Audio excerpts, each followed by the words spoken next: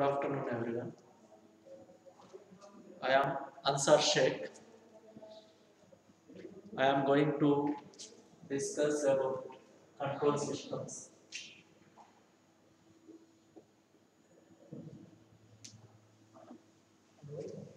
In this control system, we are having 5 units. Basically, in the first unit, we are having an introduction of control system. In the introduction, we are going to discuss about what is the system, what is a control system, what are the different types of control systems we are having, how many types of control systems are there, what is meant by feedback, effects of feedback, what are the factors will be affecting on the feedback of a particular system. After that, we are having how we are going to find out a transfer function. Right? Here, whenever we are discussing about the control system, we have to focus on transfer function. What is meant by a transfer function? That how you are going to find a transfer function. For electrical system, how you are going to find the transfer function. And next, for mechanical system, how you are going to find out the transfer function we are going to discuss. The first unit itself, we are going to discuss about the transfer functions. Mainly in the first unit, introduction of a control system, we are going to focus on two things. First one is different types of control systems. Different types of control systems. What are the types of control systems we are having? Either it may be an open loop or closed loop control system, time variant and time invariant systems, or discrete or digital control systems, or linear and non-linear control systems. There are different types of control systems we are having. That for each and everything we are going to discuss what is a linear control system and what are the examples of the linear control systems we are going to discuss in the different types of control system. The second thing, the main concept is that just now only I told transfer function. What is meant by a transfer function and what is the definition of a transfer function we are going to discuss, and for which type of systems we are going to find the transfer functions. Just only we are having to find that transfer function, we are going to find out for electrical system, we are going to find out transfer function as well as in a mechanical system. For electrical system, the basic examples is for series or RLC or series RC circuit like that. For these three types in our syllabus, we are going to finding the transfer function for that particular system. Again, in mechanical systems, we are having two things. First one is for rotational systems, how we are going to find out, and next one is we are having rotational systems, and then we are having translational systems, rotational and translational systems, rotational and translational systems. These are the two types of systems we are having. How, when we are discussing about the mechanical systems, we need to find out the transfer function by using a rotational movement or translational system. That means here in the rotational, we are going to focus in rotational system, we are going to focus on torque. In translational system, we are going to focus on a mass B, M, and spring K. Friction, mass, and spring constant K. Here also we are going to use the same thing, but we are going to take that analogous of rotational and translational systems. Rotational and translational systems. For there are here we are going to use a series or how, what is the transfer function of a series RL circuit? What is the transfer function of an RC circuit? What is the transfer function of a series RLC circuit? Also we are going to find. These are the two important topics in the first unit we are having. What are the different types of control systems, and then how you are going to find out the what is meant by a transfer function. for which type of how you are going to find out the transfer function for electrical system, how you are going to find out for mechanical system, how we are going to find out the transfer function. We are going to discuss. After that, we are having one more topic in the first unit is effect of feedback. Effect of feedback system. Effect of feedback. Right? What are the factors will be affecting on a feedback? Feedback is nothing but where we are going to get any feedback. Mainly in different types of control systems, we are having a mainly open loop control system. Second one is a closed loop control system. Here in this open loop control systems, we are not using any feedback. But in the case of closed loop control system, we are going to use any feedback is available in the case of closed loop system. Whenever we are using a feedback, then what is the effect on that particular system? That thing also we are going to discuss in the first unit. The first unit mainly we are having three topics. That is first thing is what is meant by a system, what is a control system, what are the different types of control systems. Just here, what is the different types of control systems we are having. In the second concept is a transfer function, very important. If you know that control system means, we have to know that for any electrical or mechanical system, we need to find out a transfer function very easily. If you are thorough about, if I am that means I am perfect in control system means, that means we need to find out very easily the transfer function of an electrical system as well as a mechanical system. Right? That is a transfer function. It will be dominant role. It will be place a dominant role in control system. Next, effect of feedback. This is what is the sensitivity of the system. What is a gain of the system we are going to discuss. That is the first unit. First unit basic concepts is these are the first concepts. In the first unit we are having these are the basic concepts and importance of the first unit we are having. The control system having having more importance in exams. That means competitive exams, either maybe on a GATE or public sector units, PSUs. In control system, only this is in this only subject for UG level. It will going to get in GATE also. We are getting 8 to 10 marks. We are going to get in GATE exams. That's only we have to focus on control system. In the second unit, just now I will write here. In unit 1, introduction of control system is mainly 3 topics we need to focus. The 3 topics is different types of control systems. Different types of control systems. What are the types of control systems? And second one is transfer function analysis.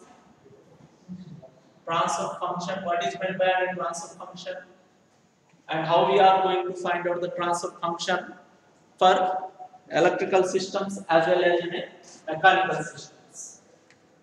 And third concept is the effect of feedback. Effect of feedback.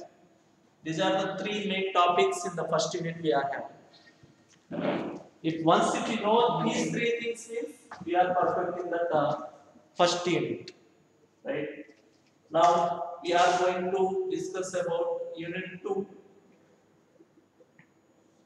In unit 2, in some books or some syllabus, in unit 2 we are having a block diagram reduction technique.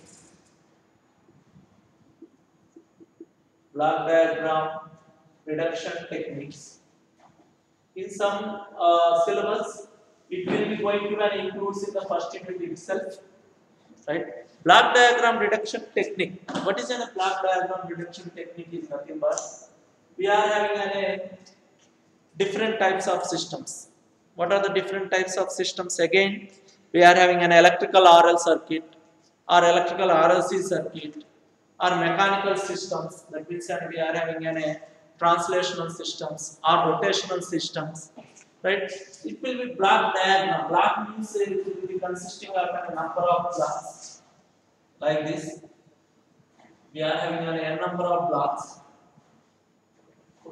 We are having an some s into s plus 1 or like this. We are having a different number of blocks. I need to convert this complete block diagram into a single block diagram to find out a transfer function. Already we know that we are going to discuss, just I am giving an overview. Here, the transfer function, how we are going to reduce this block diagram into a single block diagram to find out an transfer function. Transfer function is nothing but Laplace transform of output of the system divided by input of the system. That means how we are going to find out that our Laplace transform of output of the system to the input of the system. We are going to block diagram reduction. Reduction means how we are going to reduct all that number of blocks into a single block. Finally, we need to conclude that it will be consisting of only one input, only one block, and it is having only output. If we are having like this, how we are come to reducing that block diagram? We are having different rules. We are having. We may almost 8 to 10 rules we are having. That rules we are going to discuss here. 8 to 10 rules. That means if the two blocks are in series, then what we are going to do? If the two blocks are in parallel, or if the two blocks are in a cascade connection, that means if the two blocks is in a feedback path, how you are going to move the summing point, how we are going to move the block, that means takeoff point, all the tools here in the second unit we are going to discuss in the block diagram reduction technique. Next, in the block diagram reduction technique, we are having a Mason's gain formula. Mason's gain formula. This is here we are having block diagrams. In the Mason's gain formula is nothing but that is a graph. By using that graph, how we are going to find out transfer function, we are going to discuss in the Mason's gain formula. In some cases, these two topics also will be included in the first unit in some syllabus.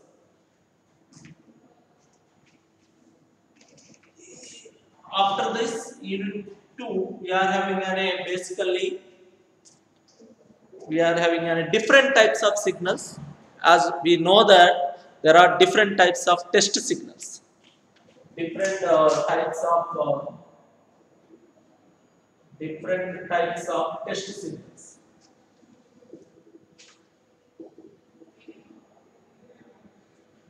Different types of test signals we are having. What are the different types of test signals we are having? Step signal, ramp signal, parabolic signal, and impulse signal. Further, what will be happening to the particular system whenever we are giving a step signal, or in some cases we are going to change that input from step to ramp, or ramp to parabola, or parabola to impulse signal, then how the system will behave. That concept also here we are going to discuss here. There are different types of test signals we are having. First one is impulse signal. Second we are having a step. And third we are having a parabolic signal. And next one we are having a parabolic signal. After that we are having a ramp signal.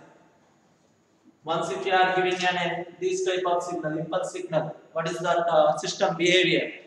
After that you need to check with a step signal or parabolic signal or ramp signal, how it will be, the system behavior will be going to be changes. Once if you know that all these type of signals, after that we are going to discuss about a transfer function of first order system. Transfer function of first order system. What is a first order system? What is a first order system and how you are going to find out a transfer function of a first order system for different signals. For different signals. First, if you are giving an impulse signal, then you need to find out what is the transfer function of a first order system. And next, for the same first order system, we are going to giving a step signal, and then we are going to find out a transfer function. Similarly, for first order system only, again we are giving a change in the input, and we are going to find out the transfer function for whenever you are giving a parabolic, and similarly for ramp signal also. That is a first order transfer function of a first order system. And next one is we are having a transfer function of second order system.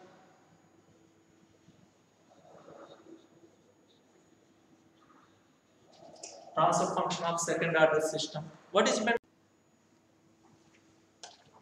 Transfer function of second order system.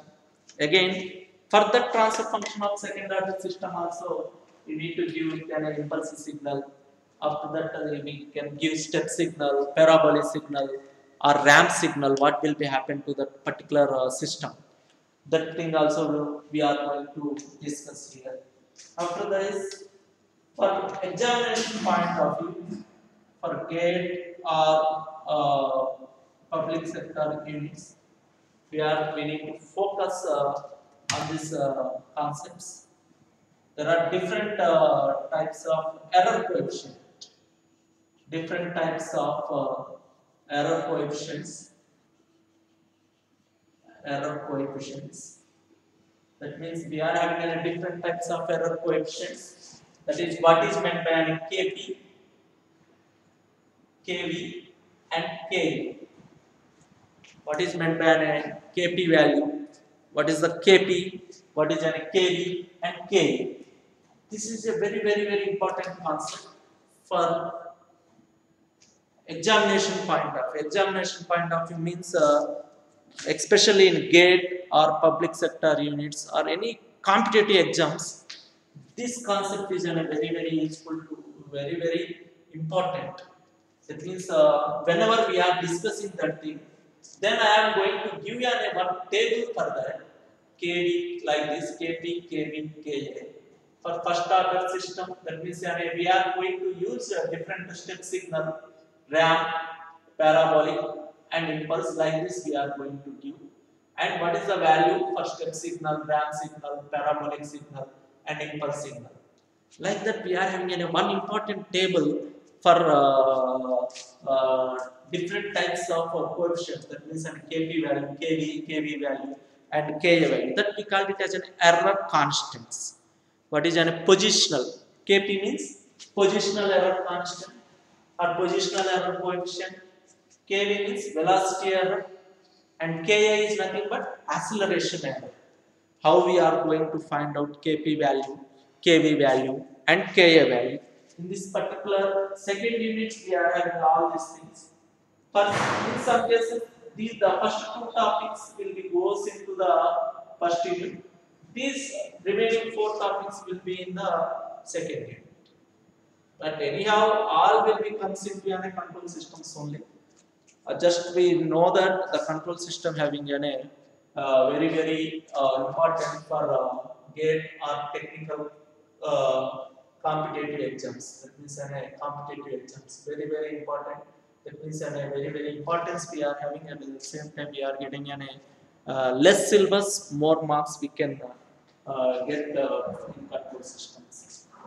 These are the second unit or second lecture we are having. These are in coming to third unit or third chapter.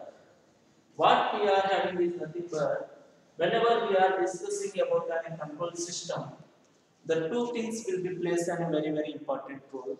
The first thing is that transfer function analysis. What is meant by a transfer function and how you are going to find out the transfer function analysis. That means for different types of systems. Right? For example, if I am giving a block diagram to you, and then I will ask that find the transfer function. In exams like that only they will ask. Similarly, I will give you some masses gain formula, then they will ask that what is the how you are going to reduce this what is how you are going to get the transfer function from that particular graph. All will I am just giving an overview what is there in this particular control system syllabus. Once if you are going into detail, then we are going to discuss very clearly, and we will solve with some example problems also in coming classes or in coming lectures. Now in unit 3, just now I told, whenever we are discussing about and telling about the control system, you need to know about transfer function, and second one is stability analysis. Stability analysis, transfer function analysis, and stability analysis. In unit 3, we are having a transfer function stability analysis. What is meant by stability? For example, if we are going and if the motor will be going to run with 1500 RPM, already we know that the rated speed of that particular motor is 1500 RPM. If it will be goes beyond that, for example, if it will be going to an 1800, no problem. If it will be going to an 2500 RPM like that, then what will be happen? Whether that particular system will be going in unstable condition or not.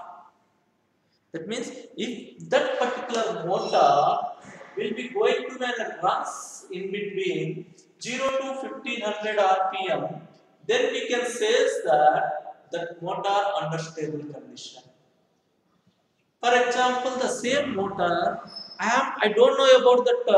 I am increasing the speed. I am going to increasing the speed remaining 1800 or 2500. Then what will be happen?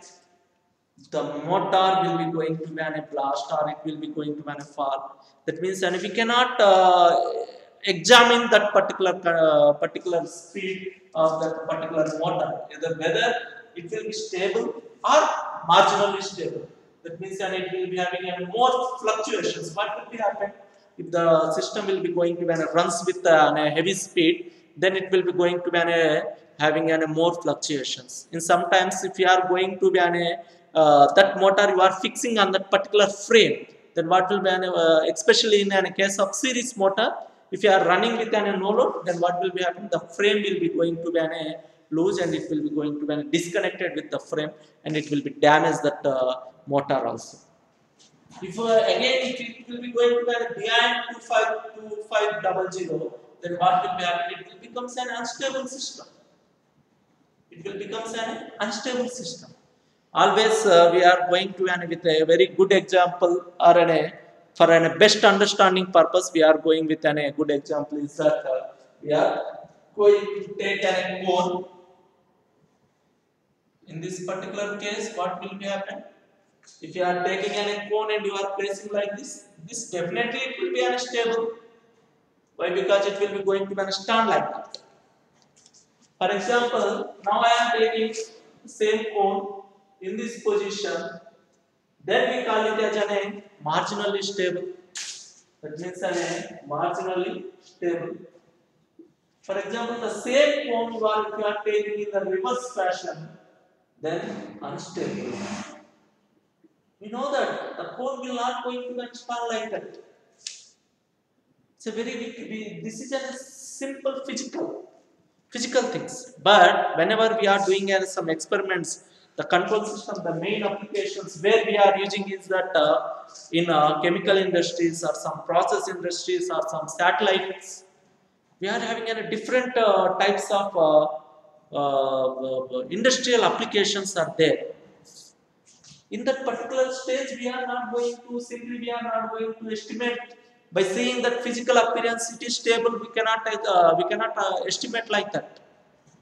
Further, we need to follow some rules and techniques by using some scientists. They proposed some techniques to find the stability of that particular system. In the unit 3, we are going to discuss about the stability of the system. In unit 3, we are going to discuss about the stability analysis. Stability analysis. That means a stability analysis. How we are going to find stability analysis? Why when the system is stable? For example, if you are doing I want hot water.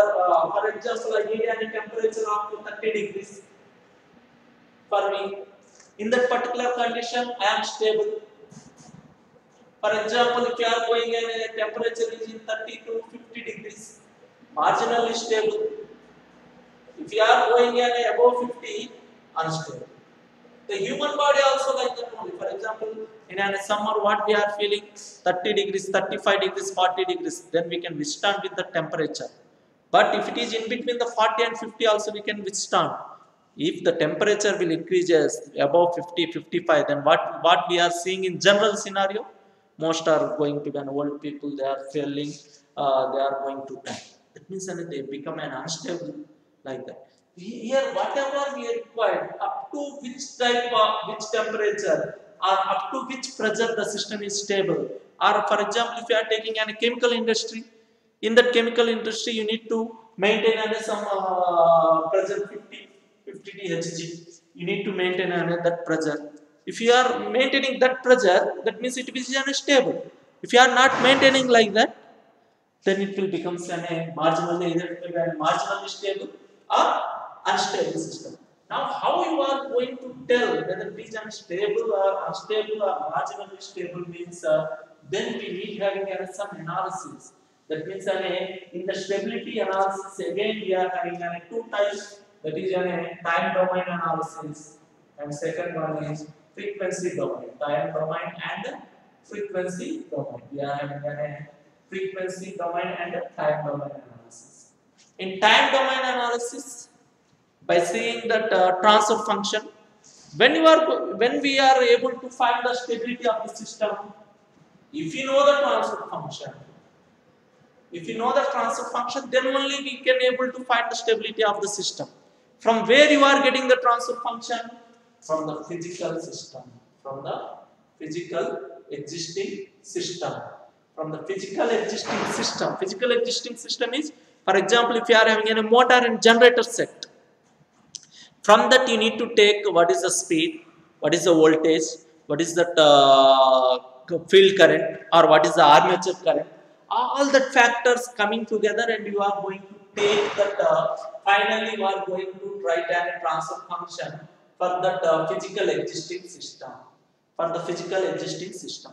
Once if you are getting a transfer function, for that transfer function, you can find the stability of that particular system. Stability of that particular system.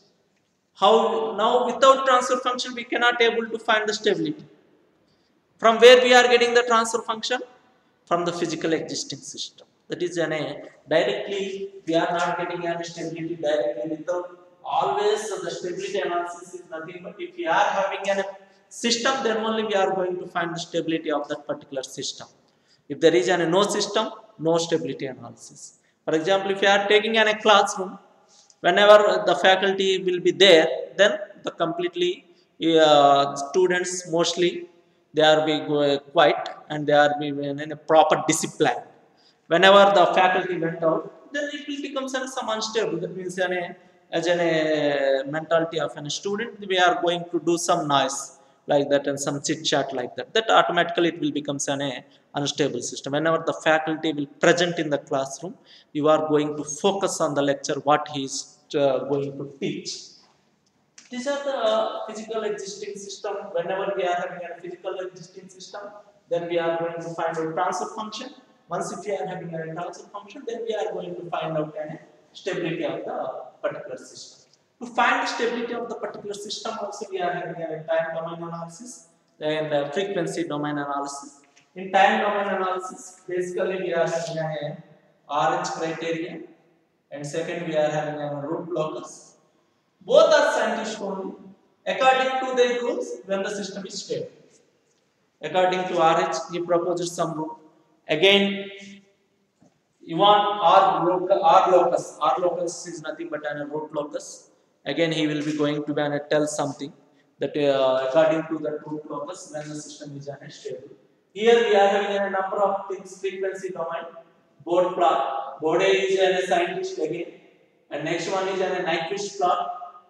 We also Nyquist plot, and next one we are having a polar plot. In our syllabus we are having up to these things. After that we are having an M and N circles also there. Like this different frequency domain specifications and frequency. Again, M and N circle, there are different things we are having. This will become into an stability analysis. All will become into an unit 3. It is a very important stability analysis, especially coming to whenever gate exams. You need to focus on these 3 things: root locus, board plot, and Nyquist plot. In some cases, RH criteria also will ask, but RH criteria is easy as compared to these things. This is an unit 4. I think it is clear. Just I am discussing about that, what is the importance of the control system, what are the topics are there. And next, in unit 4, we are having a compensators. What is meant by a compensator? Compensator is nothing but we are going to control the system by using some controllers. Either it may be an P controller, PI controller, PID controller. What is again we are coming to discuss what are the different types of controllers. P proportional controller, integral controller, integral derivative controller. Apart from that, we are having compensators. There are 3 types of compensators: lag compensator, lead compensator, and lag lead compensators. These are that we are going to discuss there. What is meant by a lag compensator, lead. Apart from that, we are having different types of controllers, compensators and controllers. Controllers means what are the different types of controllers we are having. First one is a proportional controller, proportional integral controller, and third one we are having a PID controllers, proportional, integral, and derivative controller, where we are going to use these things, and these are the concepts of compensators.